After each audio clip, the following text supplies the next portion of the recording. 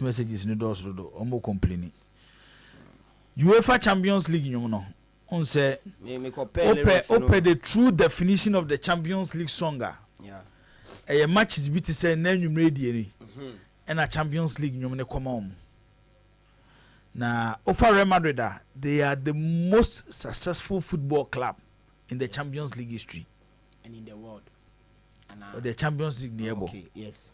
Madrid is the most successful football club in the Champions League history. Bayern Munich is the third most successful football club in the Champions League history.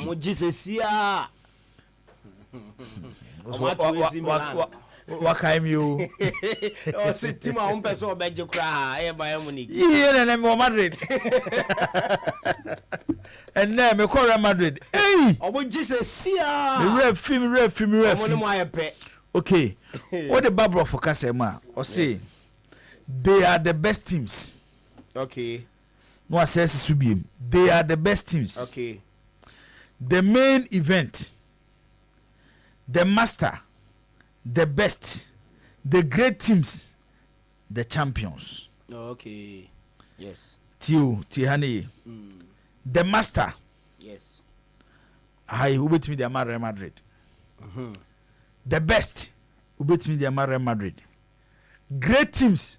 Bayern and Madrid, you know, great teams. Yes. When it comes to the Champions League. Yeah. Or see the champions. Yeah. Or maybe you know, champions of the Champions League. Yeah. Or say a big event and a big meeting into now fun game near Barcelona. A virtually like an El Clasico meeting in the Champions League. A big game and a Barcelona. A great sporting event. Champions League is the most popular club football competition in the world. Undoubted. Yes. The main event. But this are title now. Event na the Champions League, you know. No asabe bi. The master, the best, the great teams, the champions. They are the best. They are the best. They are the champions. The master, the best, the champions. Okay. Inti no ma translate na me so me lyrics no. Ma translate it. The three languages. Yes, it be a French and I'm said Dutch. The three languages and a Champions League you know.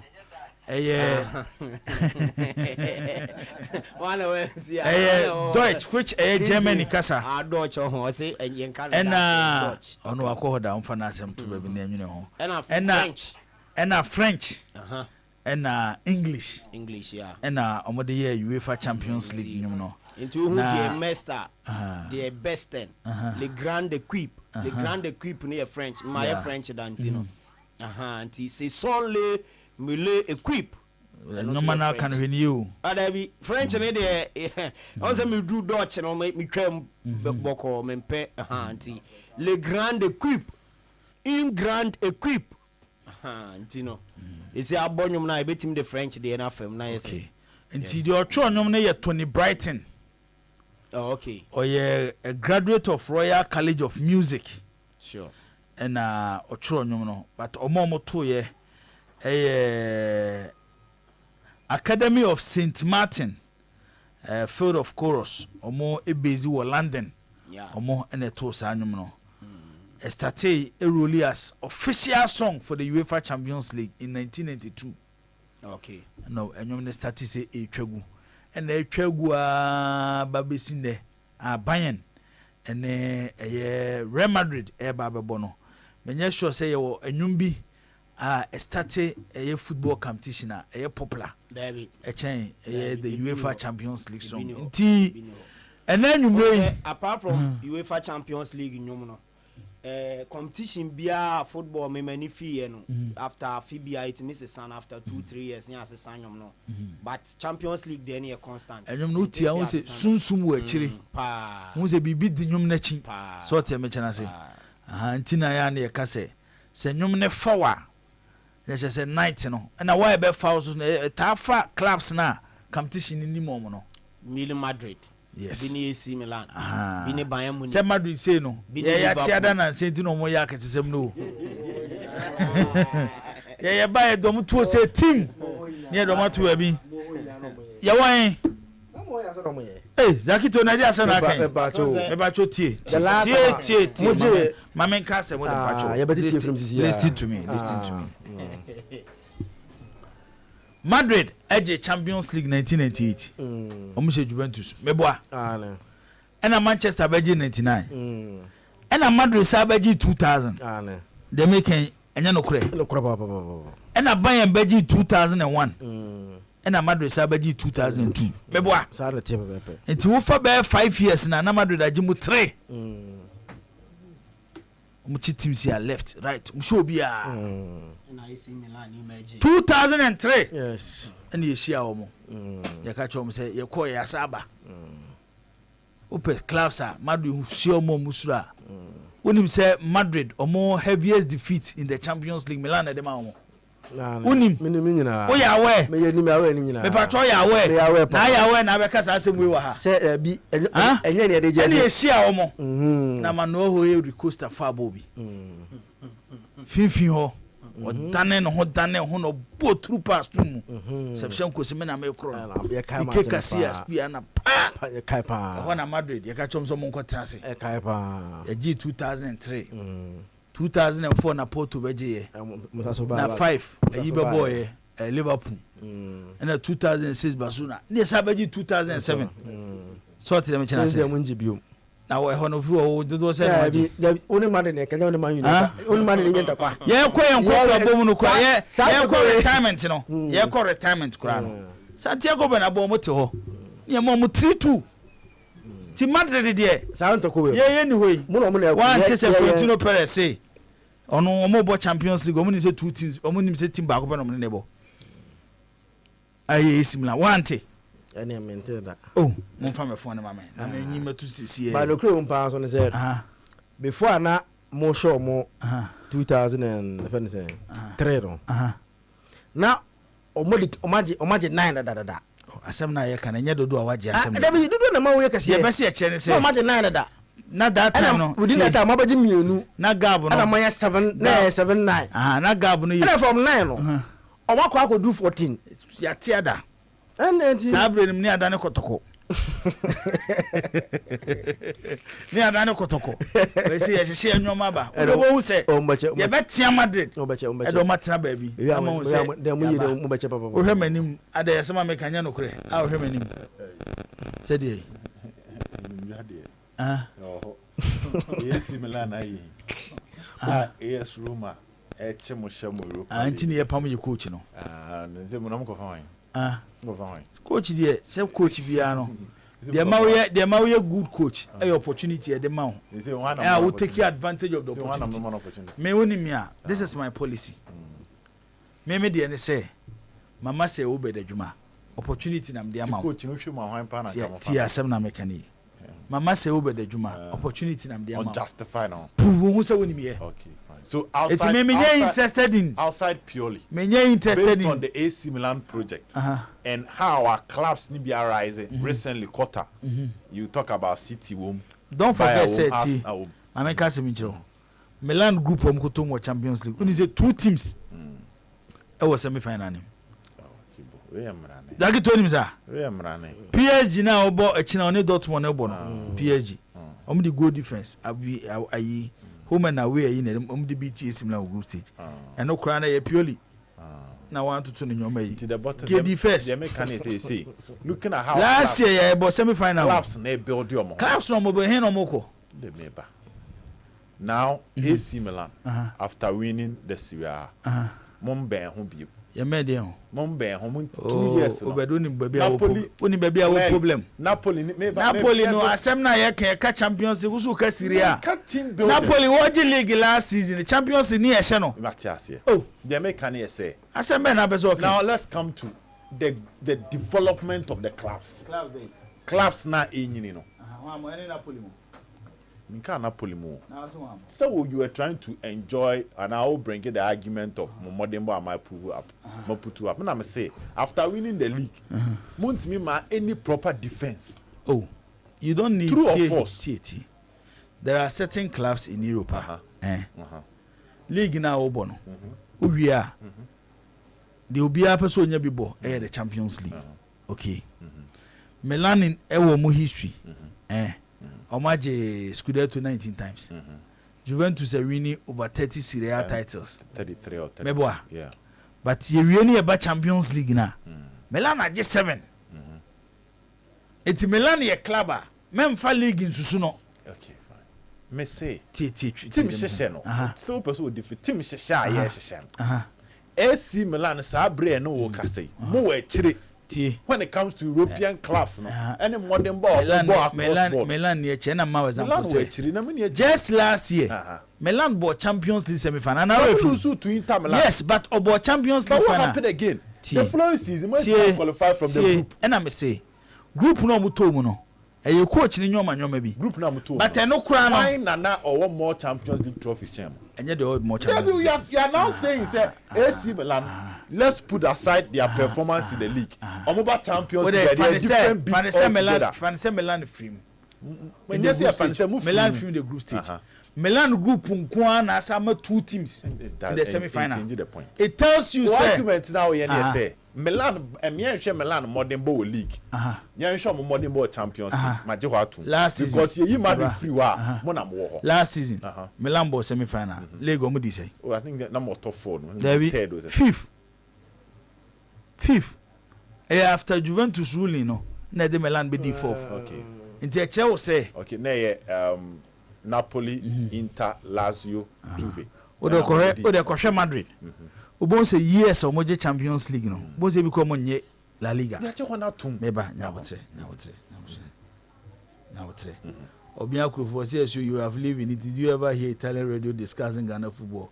ESPN or US, almost discuss English Premier League. And I'm almost discuss Italian Serie A. Almost discuss Spanish La Liga. Some boy MLS. And I'm Obey. Good evening. Obey.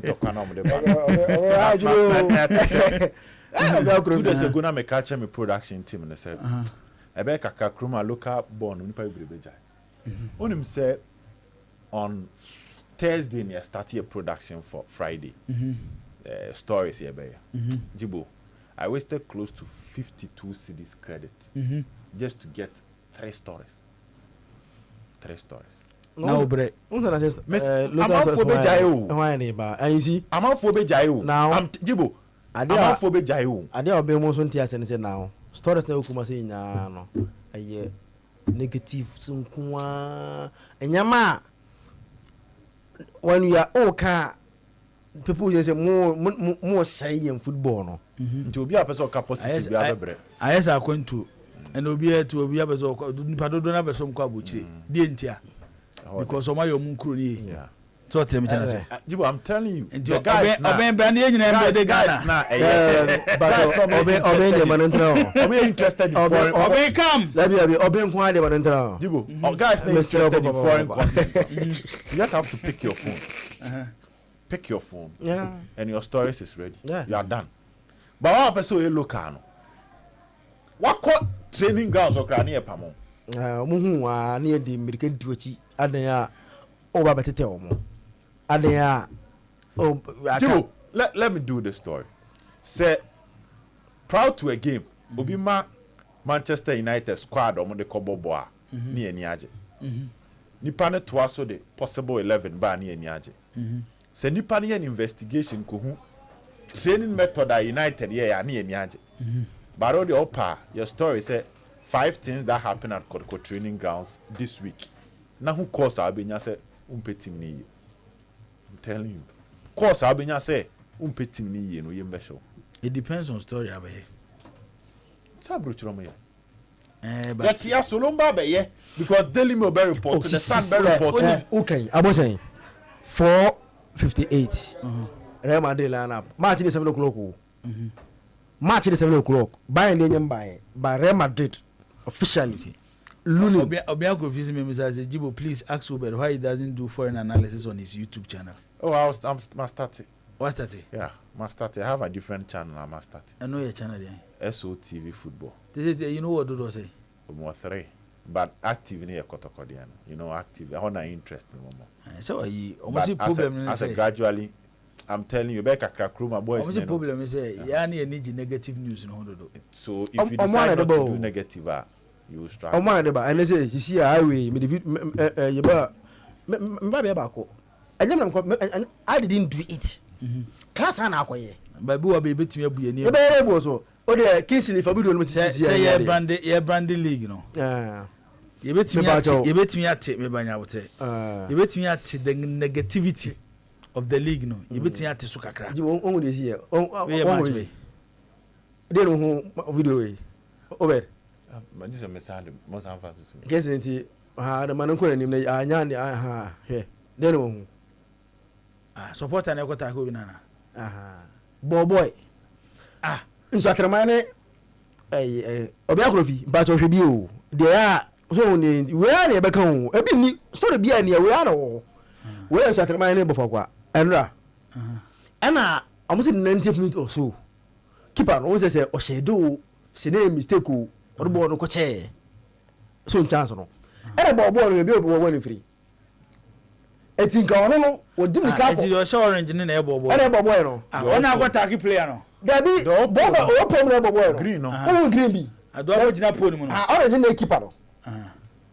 It's born and Nigel said, born it. Eh, Babby share.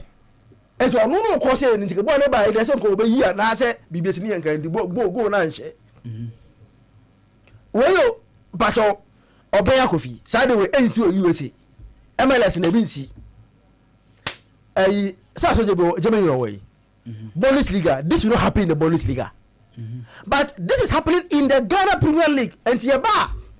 Auntie, there's a bobo and a cabo and a pony man. I don't go ye. That's what you're free. And to born and share. And Tiaba. But for Quanis, whatever. Emra.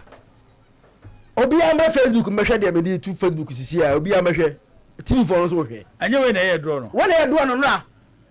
I was waiting a 90 minutes or so. And it's a tail hole. The Kamama Nekwashe. But for the Kwakwashi. And there's a man boy. A dimmy think about no car, I bought like a conquer chibono. Born on Tenet anymore. At the Gagon and Cambasso. A 2 10 commander.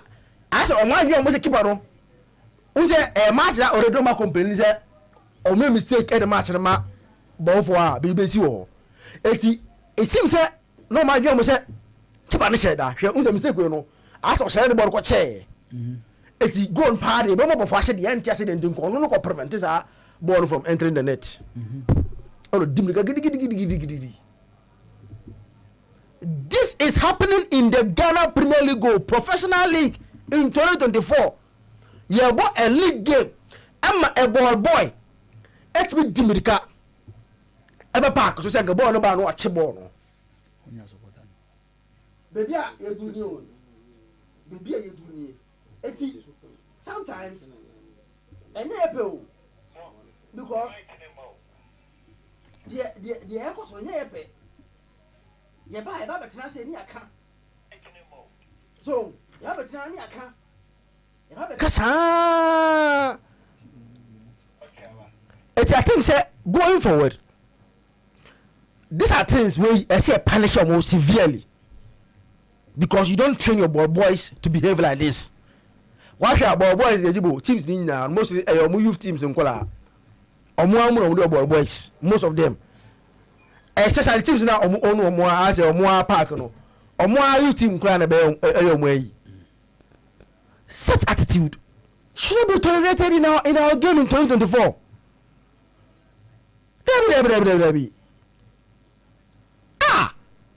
Here I go. You born cry. There were any Premier League game. No. Me who's a park near. We require a park. Me who's a in Swatama Park. It's not ever. No. Just a lawyer. But how was I don't just a lawyer. You don't go let us. It's just a lesson. Bloody go. Obviously, let's just meet also. Time not show you. And the bono. Or who's I don't say there be. Mean Tiasa Mabo when shut down. On Tiasa Mabo and shut down to Dominica Hibo of net. Me say. Upon the best you other say they are hooligans in foreign football. Until we suit me cost of football. Jana say hooligans or but say boy you say and think I know Similar ne Yibo boy. Juve boy. Match na say NLD goalless draw no. But me say chance be na see e kura nke na clear. Supporters intimate susu. Say o watch ball no ball no share. Otimo mutimi ya na afi ball no kana omojabo. Omojabo e ba. Oh, no, you see as my AK no. Tio. And recently a Champions League final game bay. Was it Real Madrid game bia? Anana nya Real Madrid. Na say mu Real Madrid finals no mo boni bi no. Obe don kai dey no mo ko boni Ukraine no. So fancy TSC Park so they have. No, na game na ekoso.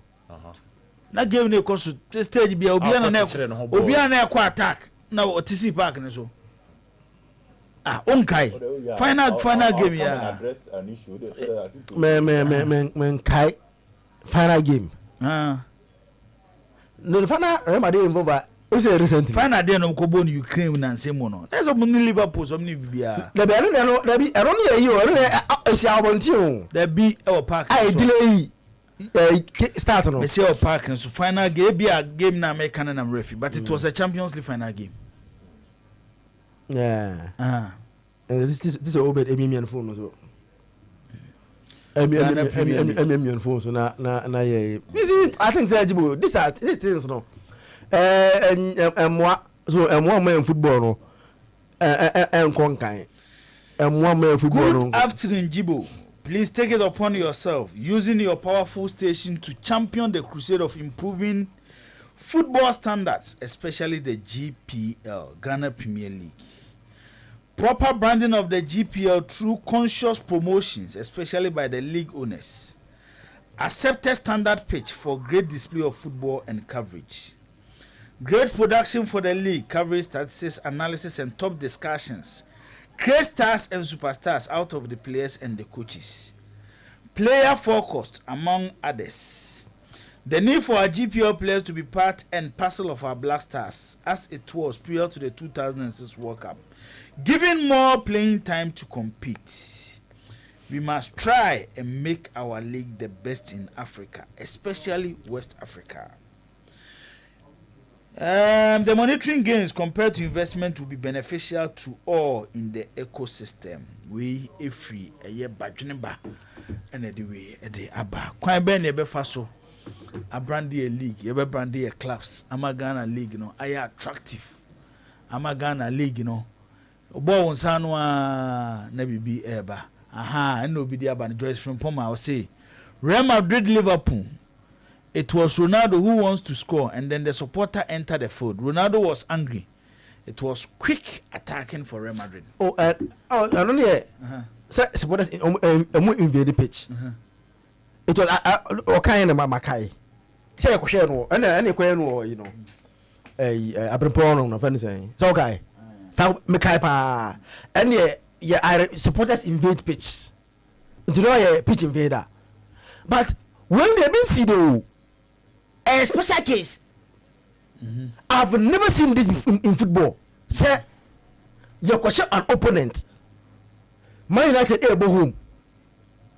Say now you only Burnley bobo. Now or co attack and be a supporter a invade because supporters before supporter invade Pigia Arabia or target in play bia. So or con one I say bia some of them a message. We are seeing they target some matches to show that message to the whole world. But this has never happened in football. Say, you have to the team, Man United go home. Burnley any attack. Now, Man U boys no. Oh, who attack? I know. Oh, why near boy? Boy. And your supporter. And your supporter, baby. Okay. Who emphasis near boy. Okay, I feel Matthias. It's Man U no boy and actually I could say, or no air call. Aqua chibon and a born my born and shit. We exceptional cases. Supporting a mini problem, suppose that they invade pitches all the time. Sometimes to go and or person or question either or be play be a wajid or person question no. A bit so most of them I know a message like Bibi Koso. Our person more send a message to the world, and the I want to get big games. Say when you walk up, let the people you know go to make a far park or almost hard you know. But also wait there. What is a deliberate and something that has been well planned because Jimbo Menyes said this ball will obet ma so da ko ya de we just like that say ono ade ne pe o sorry ya ball wa ko she na me ko run at mu okay so obet ma mintie we ma mintie osu kaka you see the difference between omo and yen say one day putting measures to prevent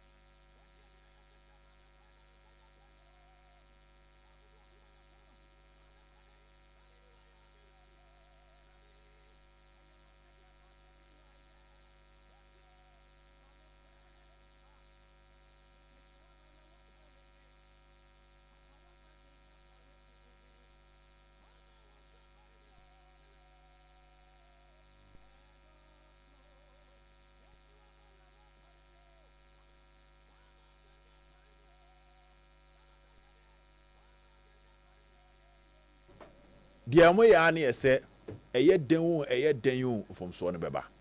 So they have agencies yet designed to one prevent it and two some preventing any panic escape sa barrier no na ade ni sia measures to punish it and get rid of it and also discourage others from engaging in that practice.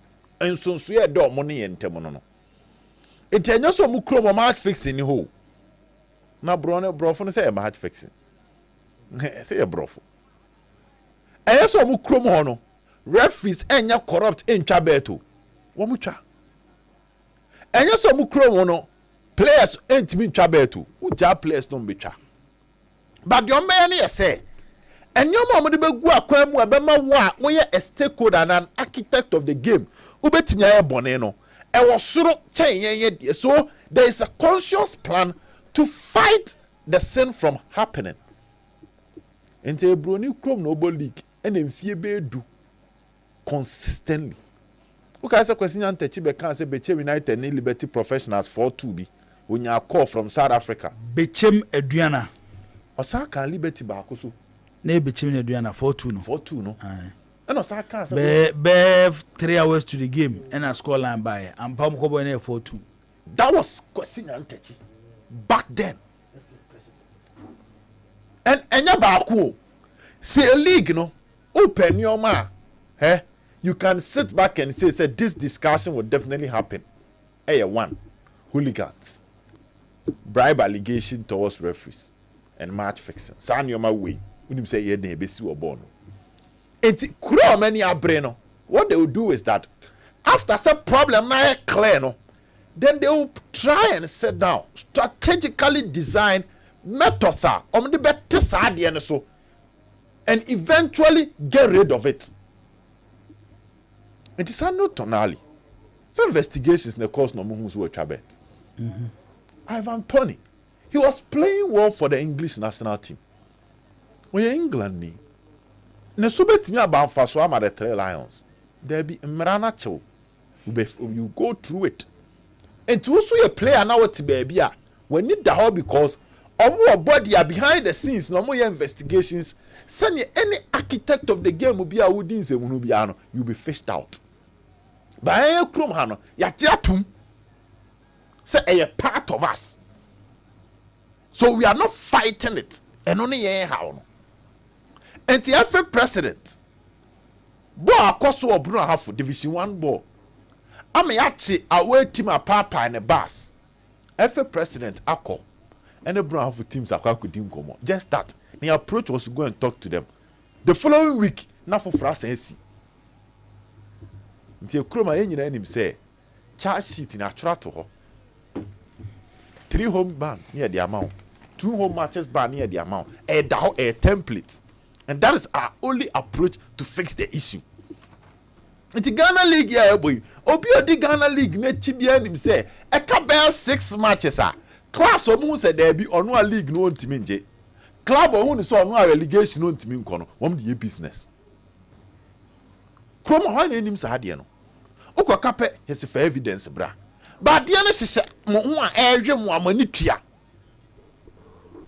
Oko kan esi o. Na sa buruchiri kra be wie league na shocking results to me ba. Sa obi krom dibo. Proud to a game. After say or accept say betting companies and sponsor clubs no. The companies promised them, said they will help them in investigations. adeɛ baako a wɔbɛ anano no it before a game if they realize a certain kind of score line and a certain kind of strange betting pattern be a developer they inform the authorities. Okay. No more money alcohol. And before a match, all of a sudden you say kotoko bo home. You say has bo you say Diana bo home. Or bo home or yard on it team April relegation. All of a sudden that score line 2-1, 2-1, 2-1, 2-1. I starting call first starting from a particular area. No money started come they start their investigation. But you better home. You sleep on it. Yenda amuzu heba clinic ase omuka ho bi ene de highway sports ebremo on promise 102.7 nyom nko a OP wallpapers omuso eka ho bi ena yedi dwumadi ebremo perfect skin and body therapy omuso eta echi dendenden a enya asem ketwa match fixing ho nsensem a ye kan obedi ento so ewo doma what did you do doma what ni nyina yeah okay very disgraceful and remove ba and say ya Mohammed oka aduana technical team okay aduana mpanyifo suspect we remove ayeyo say abrante ya Mohammed aba Kerala any aduana stars game e ba so eye nano memeda e wo ye doma no game be na Kerala ahye aduana kam yi no momatimu baako na sa match no na yebowie ya aduana supporter ko gina park su ko bodua no se the game ni sikwe no ono supporter ndi ogitum se bibi ko so nti de ko so nyina no de hye na nanom nsa se na nanom enhwemu emfama mo de ba ne se na de tete ne se ya Muhammad se mpanyifo atwena so enya no nko a omo se player te se Brighter J Sam Adams Sellers Obenchireme ena yaw ansa foforo sa players yi omo suspect se sika bi besi ya Muhammad so ema yaya e de SSK yi ekoma eyi players no nti enei investigation ekoso ewo Aduana Stars Football Club eno ni bi de na wo kan se anka affinity we ya quickly na komawrem no mo ehwem nti de ekoso ewo doma no yenhwe de AC ewo doma Jibo, it's quite pathetic. You know, last season na Aduana timeje Ghana Premier League. And surprisingly Aduana recorded some scoreline bia a shocky obia ye no people close to Parkwesi Fabian I can't say me say almost suspecting you maybe brave or when Aduana fast lose league no enti enya won say Parkwesi Fabian no coach Aduana and continue the Aduana G League not all of a sudden we just also call Legon Cities and that's some na nyon what down okay people close to Parkwesi Fabian I can say debut na look league na lose you and the you're suspecting your baby infanto now Aduana Baba Bokarela the news start coming out say there are a lot of influences behind the game match na koso park and so we supporters into omontias here with the kind of resource aba. This is where I have an issue with the system I manage Ghana football. Yet Kromahana FA president, the time that Kofi Boache was around, and then open your friend Dampari. And said problems for Ghana football. The hooligans about and a fixing of matches. The police never be engaged to get to the bottom of the issue. Jibo say then I babe be a minim. Say ne and investigations need lead to something meaningful a minim. Before I go to the Aduana issue, my member Wincham. On say in China, media my ball hearts or takwa. And I must see Sparker call dressing of the referees.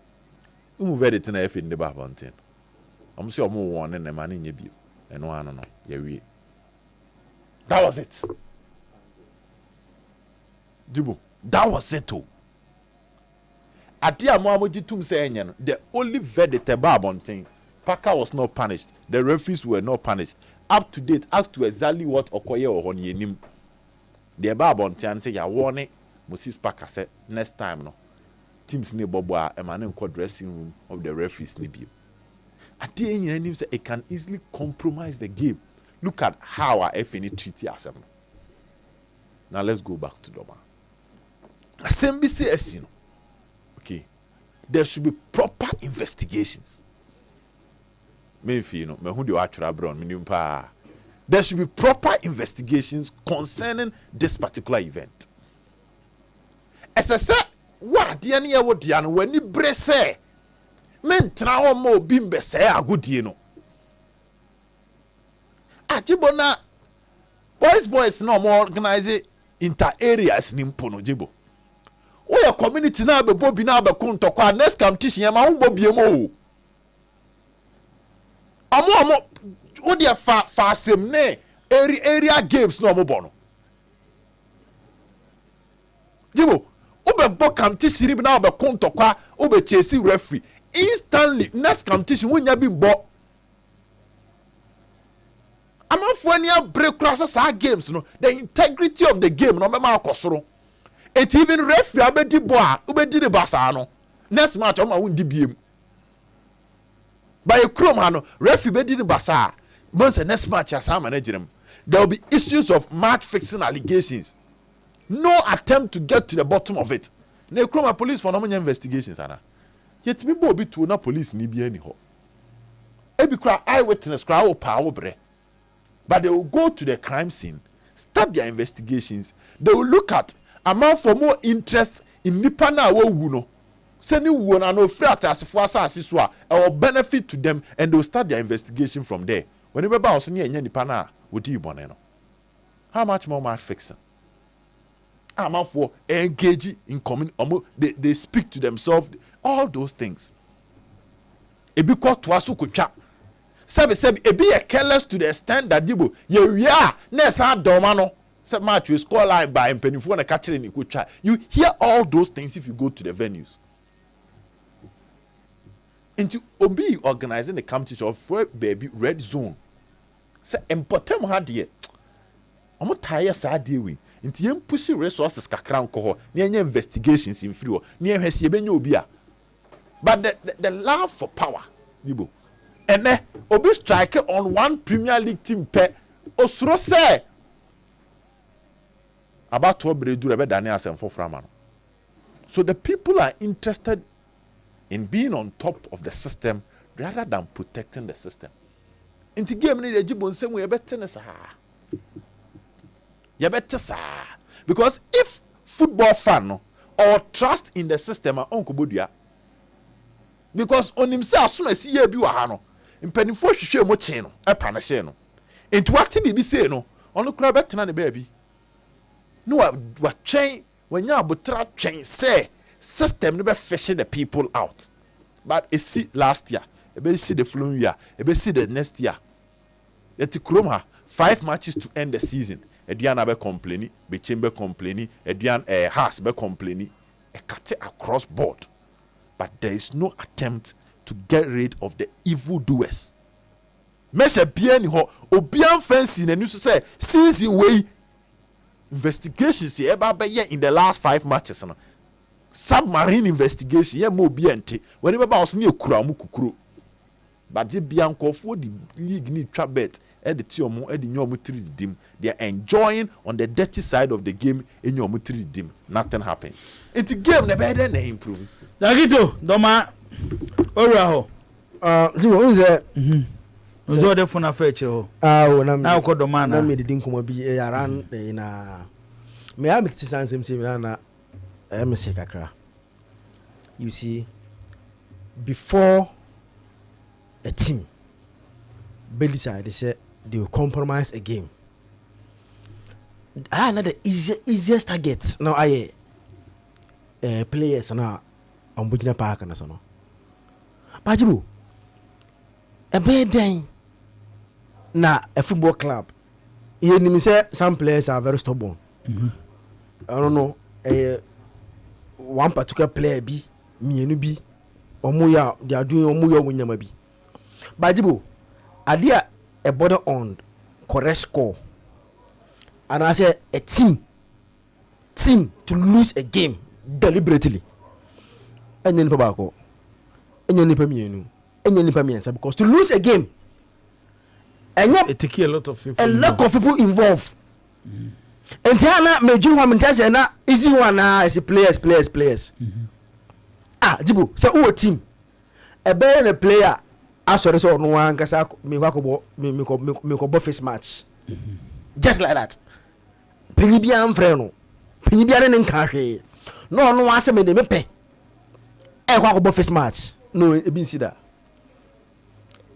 yeah some of us are involved kekere at least Obed he has been involved with Premier League team yeah bena na wo be United no bofa kwa bofu yeah be yes bofu say no money Premier division 1 obi approach you da oh these are things that is you obi approach you da I'm say who be brave question was obi approach you da no say sata no almost starting pode wa ma wasema wa obi approach you da ane da bi na say si nti obi approach you da ane okay and no approach you say dey no say direct approach unse no na be ya no ono atie wa no man no nyina de no wa approach you no say o say o boa so Mose boa na mo wini ana mo lusu ana mo modro ba ko ye because you lose the aim say na ba ko pe because edru stage bia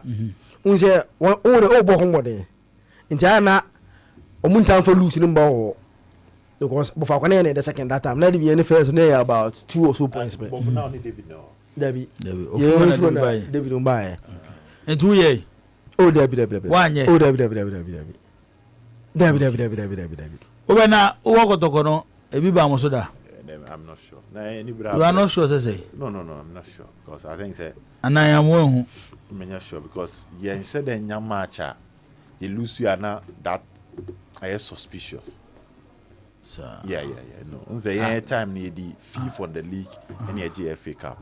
Okay. The following season you born I think Anas expose in the be ending. So I think you not any suspicious defeat to be outside. Okay. I'm question even players game with it. No. Michael say phone na nyama dwarfs you know. Debbie. That was I think Lord of Poku's this. So na Polak na nyama time. Polak was out. Game be na moko ball no Cape Coast so here dressing room gidi. Polak dressing room. Na nya dwarfs. Yes, mo lose that game. No. Cape Coast matches e ball you win. Yes, dwarfs. 1-0 Cape Coast near share Bechem United. That was the time FA necessary start time to go 2 matches for one venue no. Yes, 2 matches about Cape Coast, my best of knowledge. Mo lose ni na. No. Okay, dem pesa match na dia ba. Jack to so. Jiwo. I am pimfo no. Most of them are aware of what is going on. And how munjai so mo target footballers no. Anywhere I say. Now, Eugene as a one there. And the man team. Yeah. He's the owner of the team. Who's the owner of Karela? And you're not reduce you. Yeah. So these are the owners of the 2 clubs who played on Saturday. Honorable Aruna Idrisu and Nanado Mahene. And you know,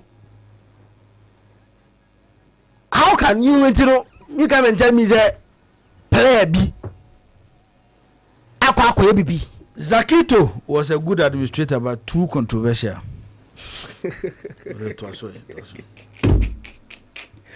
As a whole, why did I say why?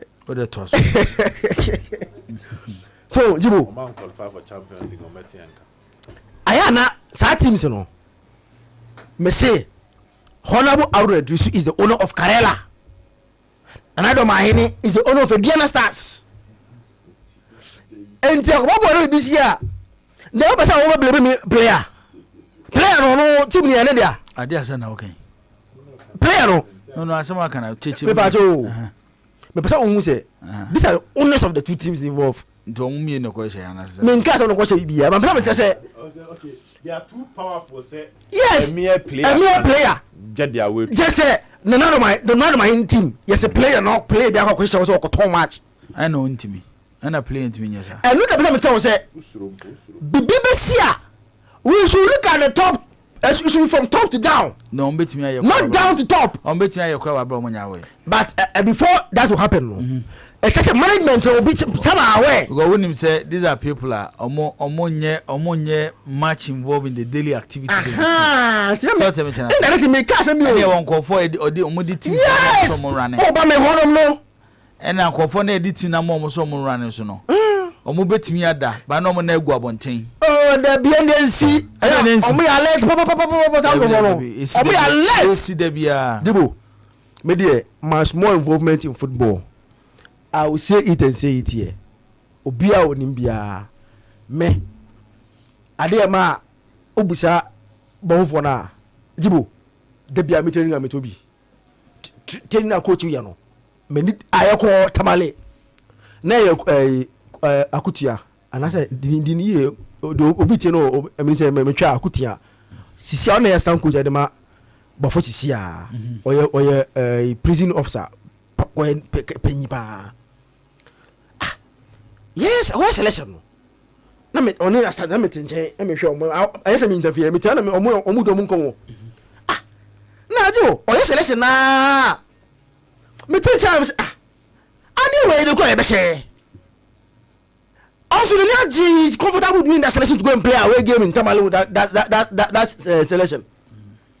Me try me to quote but met me akasa. Oh, say you are free to talk. I'm saying I ain't the same mum say because sa play when you go boy there. You be say or tell us here oh the member on na stand no njeno ho. Omoju wa they arrive at what I told them. You go in go win match no. Because Jimo me de bia obuso me ka kire Monday to Friday say no mo ya me to me hwe bi match bia I'm involved it means akito there is no way a player can go behind me say okwa be me team me match you can't do it it's na san nyama we no that discussion especially say a correct score say man dey ajibo ayana pefo no omo ya we it's I think say we should go beyond players ajibo me pacho Indiana Stars virtually every year say mo ebe for mo hu ajibo asama wa kan nyina no me metie u pa o ba woni issue no ne say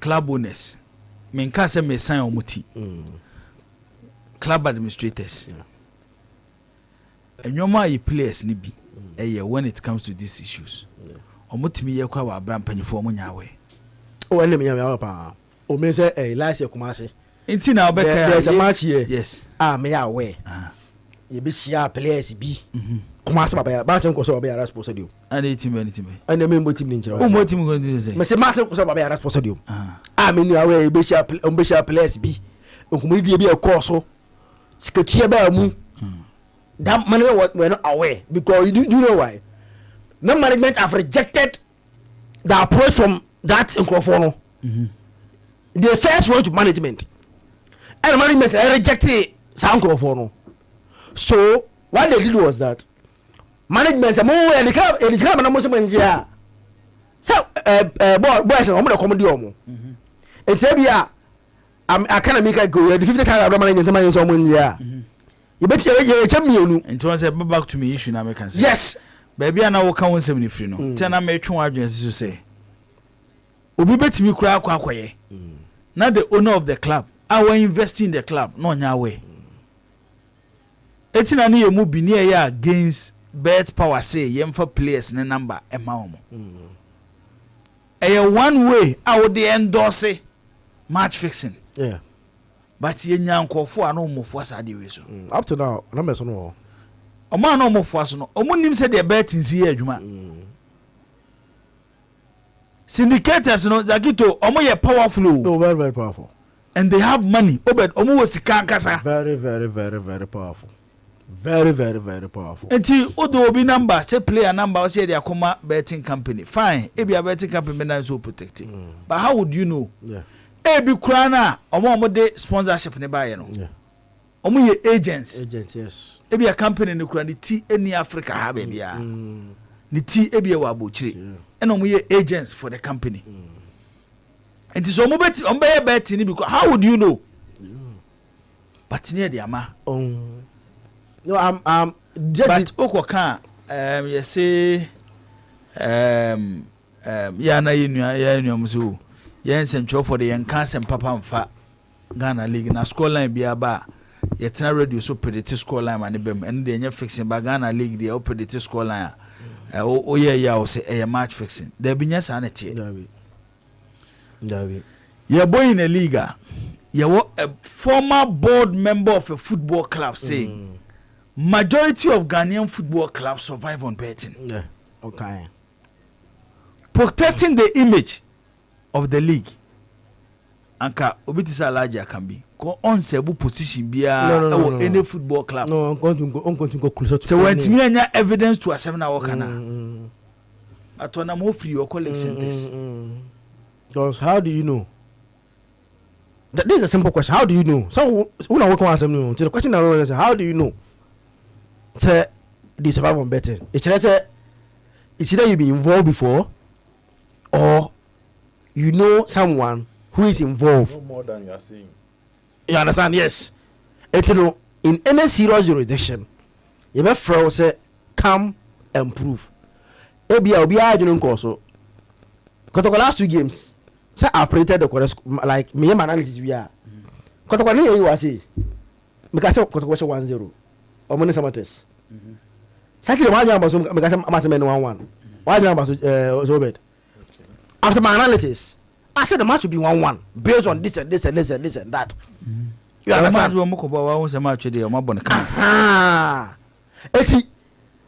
But you could clearly see say okay now this week on Friday Lagos City is in Bokum Chess they see what work 3-2 no. Yes. Last match on us at 85th minute now 1-0.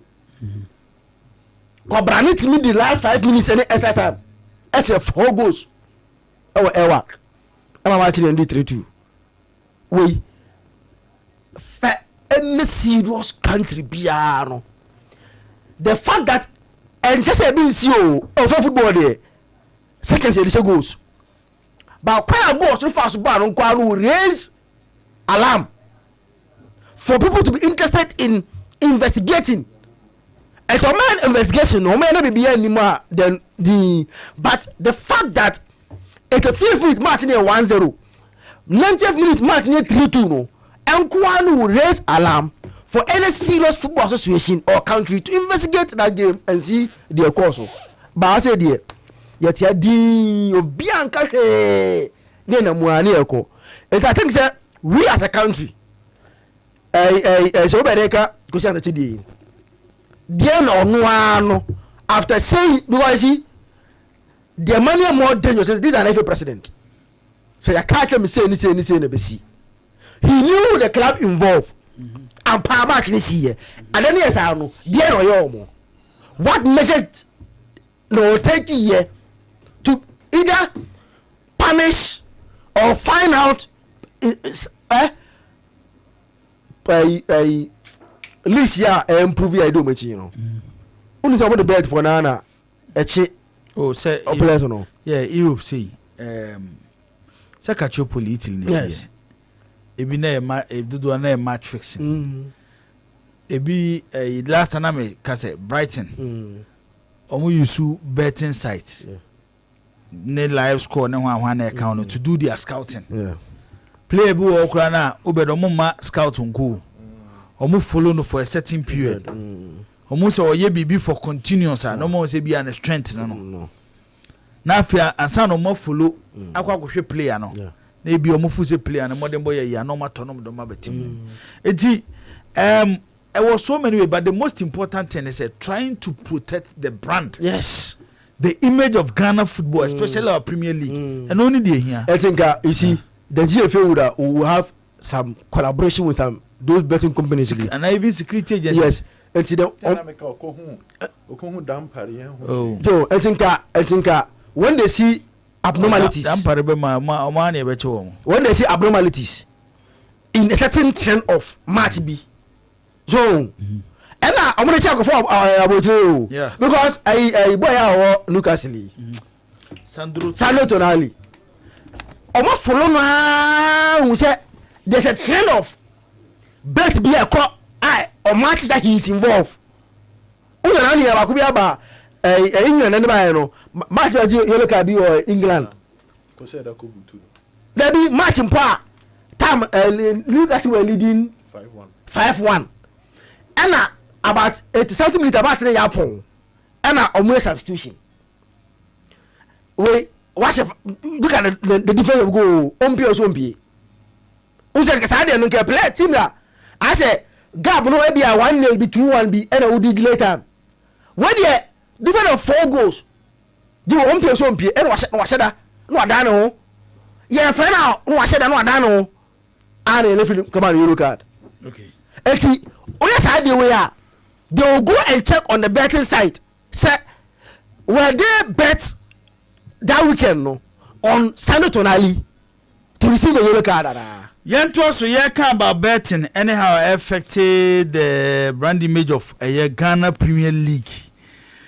And then say and then the FA president go to any Facebook page, you know. I know kasa about clubs need take advantage of YouTube. Nyende. So YouTube go by some muja is it more shifting more you come before. Yes, there was some revenue no about for YouTube there. Yeah, shift to na say and then pacho there was a discussion on sports writers platform. On the enya Muftawa Nabila. One guy I was YouTube no sports on the upper one guys now almost didn't me or just you know Kruma do do home pa you go Edison. Okay. On when you look out. I saw the forum. Look at not say Edison or CCR YouTube no. Ghana Africa. So views no podi say more na Africa say ya. Sky say unya. And Tebia betimi I hate it. Oh, but can the exact things that Mufana Villa wrote on the platform. And I'm sure them Moses here and baby idea ni chase say the TNA pack. Branding of Ghana football. Zach Nobed. And they will be Go Face Ghana Limited. Ti ubetimi about Facebook say Promise Radio and I say Oiripa and Promise Sports on Facebook. Now I heard the current state of the TNA park and no ewotakwa. Who has said the stadium ECT? Zach adene efe. Pa. Efe. Muse krokro kama. So obi hu mfoni and obi twem no hu stadium na. Obepe say at least ebi ko be kwakotena ho akohwe a football game. Because of how our stadium is here. We yeah hu say baby a wotie bia no o opportunity a we closer to the pitch. Ahu bibia kama. Ebetwe amanfo ne ye sure said down bebo first game e wo ho nipa beko, second game nipa beko, third game nipa beko. Ye betia ne fourth game na supporters at TSC Park so.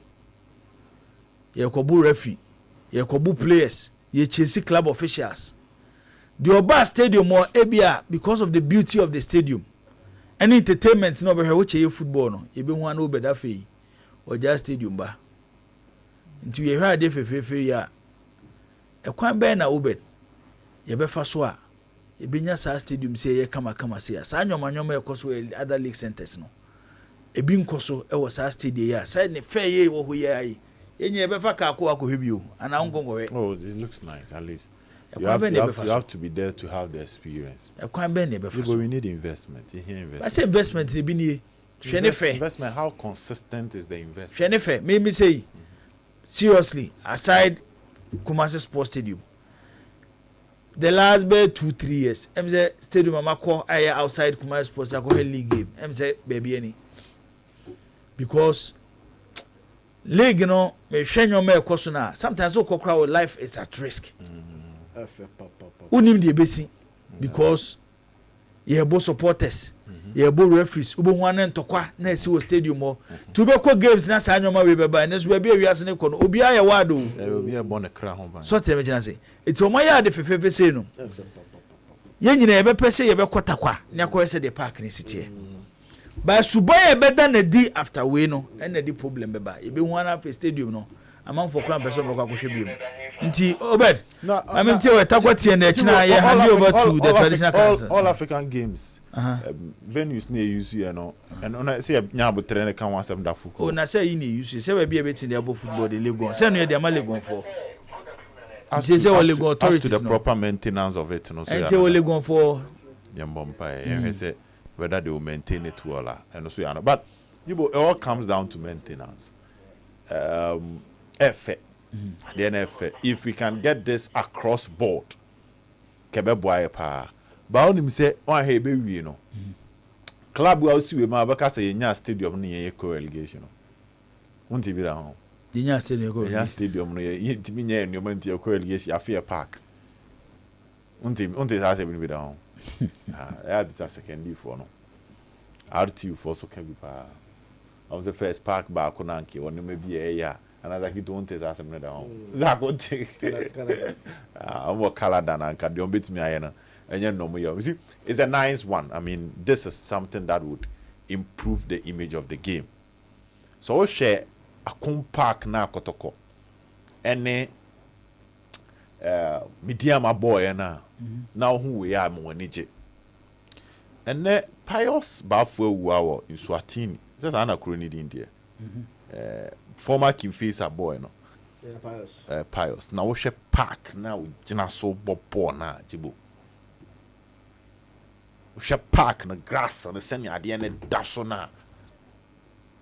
No one say Ghana no e din keke na die so. And if we don't take care, we are losing the foundation. Foundation you lose. And people are building the foundation to the extent that then chomba be sign home. So when you see things like this, you should be happy for the game. So chef venues be it me ko bobo in future was so abo was so play a no see from 99 the kotoje ne mfe because park na enye even and that's so even the Baba Yara Sports Stadium. Sena Dreams FC bebo Zamalek ni here fertilizer. And then you keep park na enumpo no kra no look at the state of park na na here balls on. And no cry say ya man extra treatment, extra attention. Look at the park. So infrastructure there, I think say we need it so much in our game. Build the image of the game, the brand of the game, necessary. Oh, so imagine if Abraham Kese, Takwa, Baba, if we were in good state. Oh, now she be chim. Now we need to improve our venue na efe.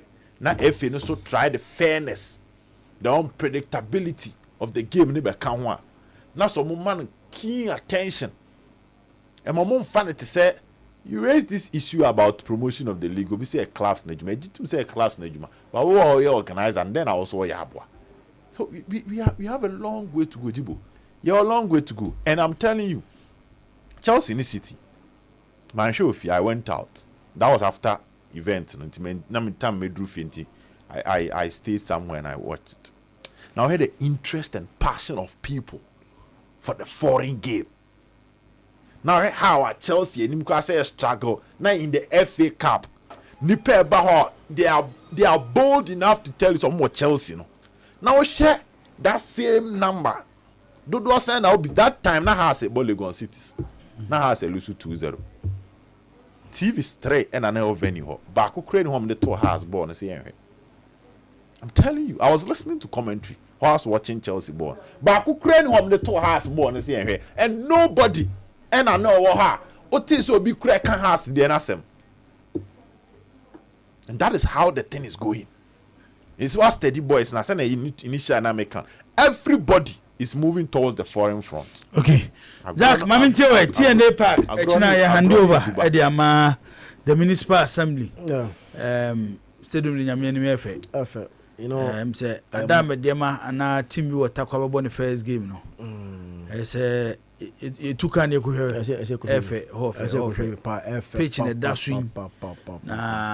bon say yam pempo emkofo papa mo man hweso a no ne asem no eni be 2 months won say fe de pitch na etutu na mfutu be hu an say nkonya yesi we yesi referee bi akwaje bibia tie home team yeah 2 bako one of time wa twi seat wa to no the cop park so acha 5 years na asasa stadium no jibo efe papa unse my no is very cute modern the space no enso enye kese the space na enso tena so omunye a design I be fit into space na wo no TNA ana be po bi won change na jibo wo hwe park ya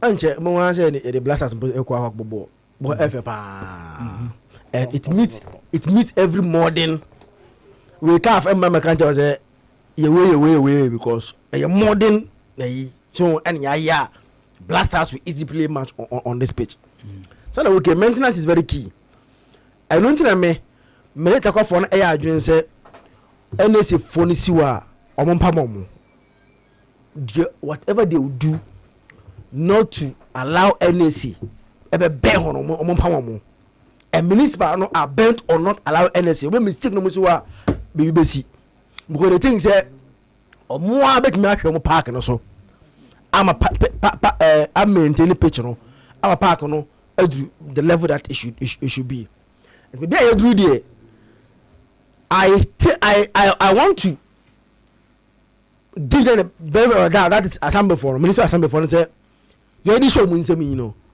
or take good care of the stadium, maintain it very well.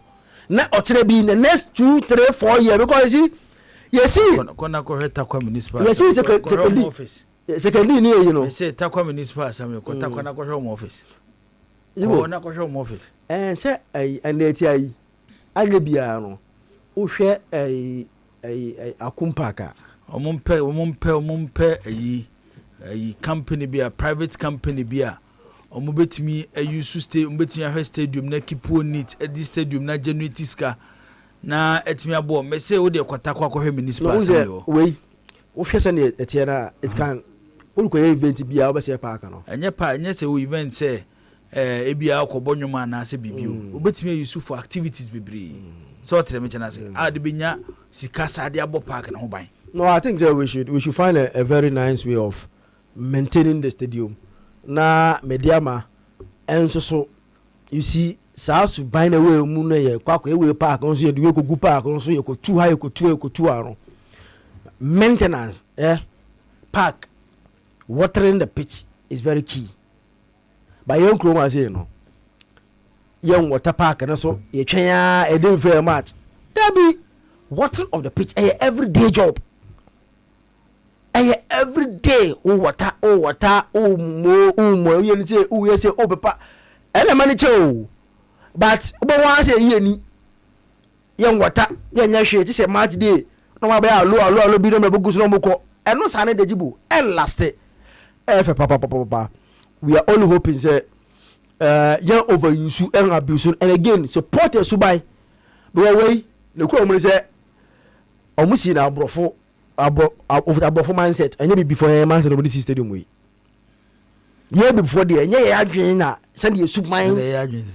Oh, baby, na you know, baby, na I in your chromacy. We have for 5 journey.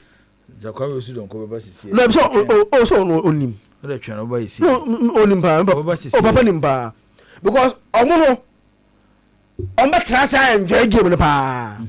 But I say, na ase kata mpo eto mu ehia no dibo omuburu ko park so 0536161607 0536178883 osu betimi afre na odi wadwenkyere aba ensema yedi hu nkomo eya nwumre ewo eye dwumadie ne so yebeda perfect skin and body therapy ase perfect skin and body therapy omo enenei omo ka ede a kire obibia se upese usiesie nipadua ema nipadua ne yefa perfect skin and body therapy